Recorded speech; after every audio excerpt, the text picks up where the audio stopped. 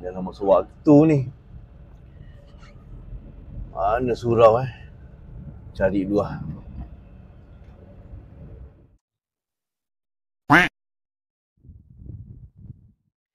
Kalau tidur tu satu sukan, aku rasa dia ni confirm 5 kali dah menang Olimpik. Aku rasa dia ni. Hai.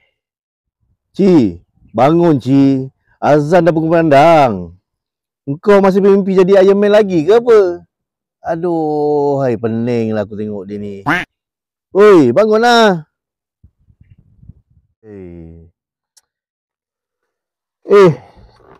Dah azan ke? Aku ingat baru Zuhur tadi. Aku tahu kita semua sibuk kerja. Kejar duit, kejar dunia.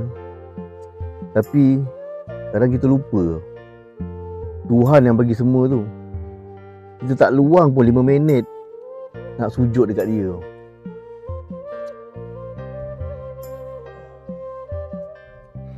Macam ni lah. Solat tu bukan beban, tapi tempat kita rehatkan jiwa. Kita bukan orang jahat, cuma kadang kita lalai tau.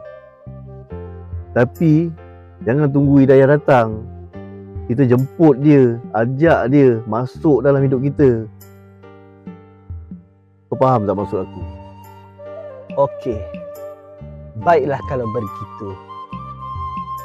Okey, dah. Jom, jangan buang masa. Jom kita solat. Kita mula balik. Okey, jom kita.